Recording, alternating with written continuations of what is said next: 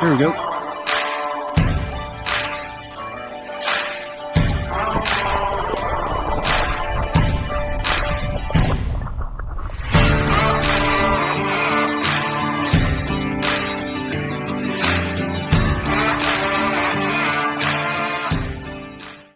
All right, guys, welcome back to another episode of Fly Tying Tuesday here with Carlisle Fly and Foul. Today we're going to be tying a parachute mayfly, and you can tie this in all kinds of different patterns, but today we're going to do like a kind of like a blue wing olive or a Baetis or just an olive kind of dry fly pattern here.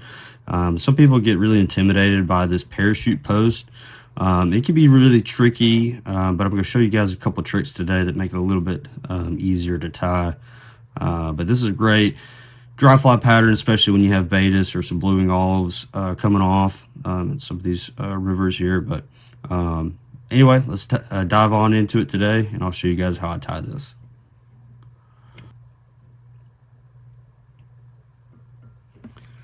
So starting off with a TMCO 100 BL. I've got this is a size 14, just so that way you can kind of see it a little bit better, but you can tie this in a bunch of different sizes from 14 all the way up to 24 or 32, and then we're going to be using kind of like a light gray color thread, and here I'm using 6 or 8/0 thread, so you kind of want to do a little bit of a lighter thread here. So I'm just gonna get my thread started here.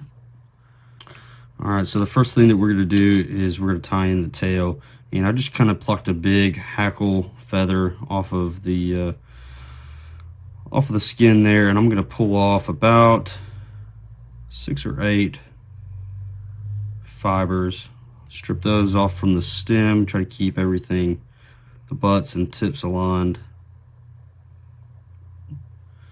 best you can, and we're going to measure about a hook shank in length for her tail.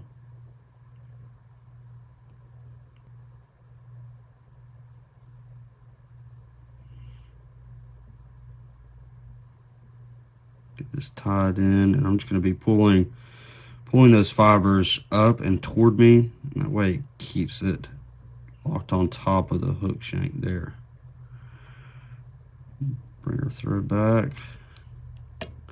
Go ahead and cut these little butts off.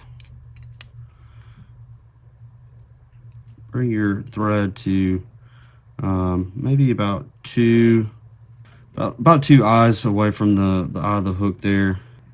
Okay, so now we're going to tie in our post material. Here we're just using some polypro yarn, and I'm using it in white. You could use it in all kinds of different colors. So we're going to attach this here to our thread, or to our hook, and lock that in, take some rearward wraps, and then we can cut off the butt ends close as you can. And if you miss some of them, that's okay. We're gonna put some dubbing over the top of this, so it's not gonna be super perfect at this point. Okay, now we're gonna bring our thread forward and go in front of the post, do a couple wraps there.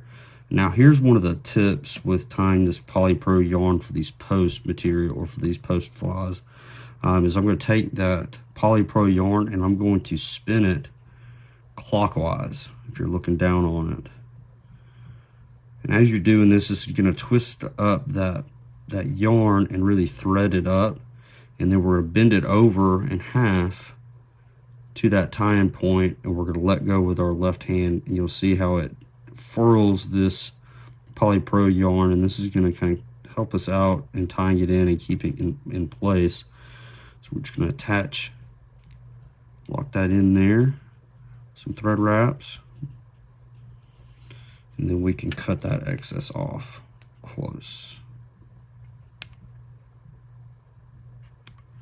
All right, now at this point we can kind of clean some of this up, put some thread wraps over the top of it, and bring your thread back behind the post. And now we're going to start doing some open wraps around this post and kind of give it some shape some stability.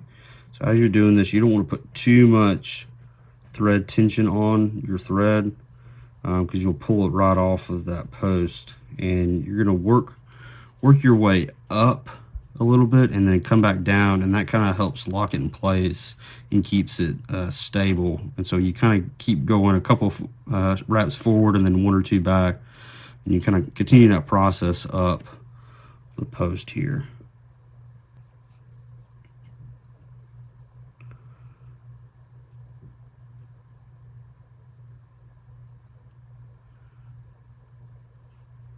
Okay, great, that looks good. I'm gonna bring it back down. Do a couple of wraps around there to kind of lock that in place. And now we're going to bring our thread all the way back to the tail. Okay, so today we're going to be tying a kind of an olive pattern. So we're going to come in with some olive dubbing, some dry fly dubbing, and you kind of want to keep it kind of sparse. We don't want to over dub this body. We want to really kind of keep it thin and slender dubbing noodle here. And so we're going to put some dubbing here on the thread. We'll start here at the base of the fly where the tail starts, and we're just going to form us a pretty standard tapered body here. Again, we don't want to go too thick on the body and the dubbing, but we just want to kind of cover this up and bring it forward. We're going to go around that post and come up to the eye of the hook, and then we're going to bring it back to the post and around the post. We'll probably do one more turn around the base of the post just to kind of lock it in place. Now we got to tie in our hackle. Okay, so now we have our hackle feather. We're going to tie this into the post, just right behind that post, and tied in directly to the post. And again, we don't want to put too much tension on our thread wrap here, just kind of a couple loose wraps, kind of come up that post and then back down to the base of the post. It's really going to lock that feather in and leave our thread in front of the fly. So now this is where a really cool tip comes in for tying these parachute patterns, is we're going to remove our hook from the vise, being careful not to let our thread come off, and we're just going to spin it perpendicular into our vise. What this does for us is it allows us to move this hackle up the base of this post without having to kind of come up and around.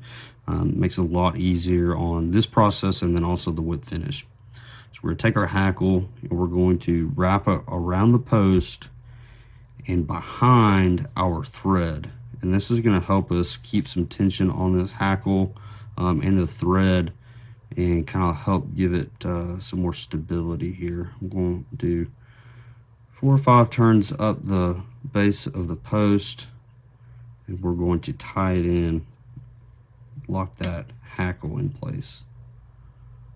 Again, you don't want to put too much thread tension here on this post. So now that's locked in, we can go ahead and cut the excess hackle off. And now we're going to come in with our whip finish tool. So again, remember, just don't put too much tension on this thread because you will pull it off of that post. So we're going to come in here and do a 4 or 5 turn whip finish here.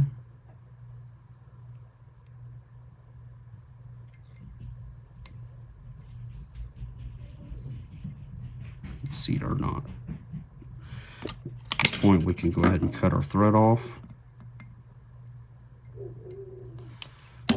and we can reorient our hook into the vise properly. And now we're just going to do a little bit of trimming. I'm going to come in here and cut that excess stem off, and then we can cut our post down.